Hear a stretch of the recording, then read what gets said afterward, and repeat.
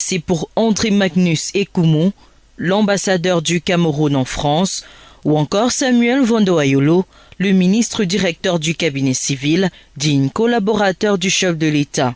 Le nommé Aurélien Georges Zouomo Ebo, que voici, est accusé d'escroquerie et d'usurpation de titres et d'identité des personnalités suscitées dans la ville de Douala. Les faits remontent au 7 juillet dernier. Du 7 juillet, le délégué général de la Sûreté nationale a reçu une première dénonciation de M. Ekumu, qui est l'ambassadeur du Cameroun en France, et qui dénonçait un numéro de téléphone et qui disait que ce numéro se présente comme étant l'ambassadeur du Cameroun en France, et il posait un certain nombre de problèmes, notamment que le chef de l'État a donné des rendez-vous avec des personnalités, et ces personnalités prenaient attache avec cette personnalité.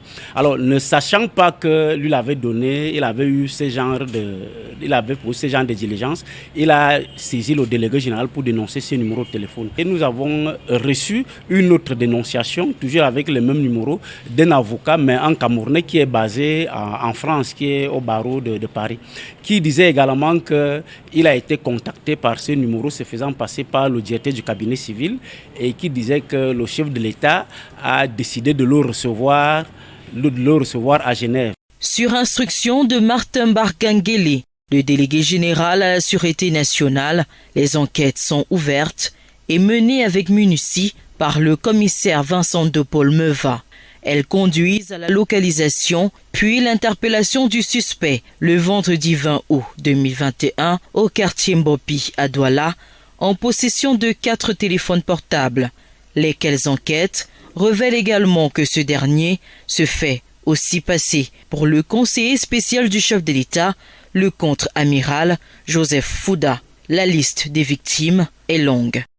Par un faux profil à Facebook, qui prétextait être le particulier du MINESEC.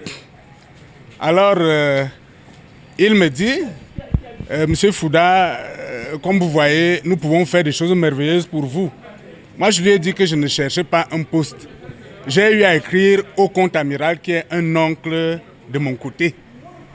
J'ai été quelque peu surpris de voir des réponses. Monsieur Emmanuel Ndjere, qui me demande donc de donner ma filiation totale, que j'avais donc envoyée au téléphone. Il me dit, ça c'est pas un problème. Tout ce que vous pouvez faire, c'est de nous donner notre bière. Je lui ai dit que je n'avais pas d'argent. 3 jours après, il me dit, le contre-amiral en question dit que le particulier a perdu son enfant de suite de Covid et il faut que je lui vienne en aide. Je me suis dit, je ne peux pas faire autrement, comme c'est un cas de danger. J'ai envoyé 50 000.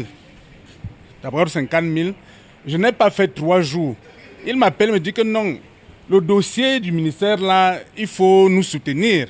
J'ai encore déposé 50 000. J'ai donc appelé l'un de mes collègues qui travaille au ministère, lui demandant s'il connaît un certain Emmanuel Ndjere. Il me dit, je ne connais pas ce nom-là. Est-ce que vous connaissez le particulier ministre? Il me dit non, mais je sais quand même que c'est un anglophone. Il lui demande, est-ce que M. Emmanuel Ndjere est un anglophone? Il dit, je ne pense pas. C'est là où j'ai donc commencé à me méfier. Présenté à la presse ce lundi 30 août 2021 à Yaoundé, au siège de la DGSN, le suspect, interrogé sur ses motivations, ne dit mot. Les enquêtes menées révèlent son mode opératoire et le montant de la somme prise aux victimes. Donc son mode opératoire consistait à la création de faux profils et à envoyer des messages à ses victimes. Et donc c'était comme ça un peu son mode opératoire. Et lorsque il vous envoyait un message, se faisant passer pour le directeur du cabinet civil, pour le contre-amiral Fouda, ainsi de suite. Et lorsqu'il finissait la communication, il vous communiquait un autre numéro de téléphone. Et il vous disait que c'est son secrétariat ou bien c'est son secrétaire particulier. Mais en réalité, tous ces numéros de téléphone lui appartenaient. Et c'est lui-même qui jouait. Et il y avait un numéro de téléphone qui recevait les Orange Money. On a constaté que ce numéro a reçu des dépôts de 4 90 000 francs. Enquête est bouclée à la DGSN. Le présumé usurpateur de titres et d'identité sera présenté au procureur de la République puis au parquet. Rappelons que ce dernier a des antécédents avec la justice, car condamné à 2 ans de prison pour escroquerie par le tribunal de première instance de Yaoundé, centre administratif, et 6 mois de prison par le tribunal de première instance du Kribi.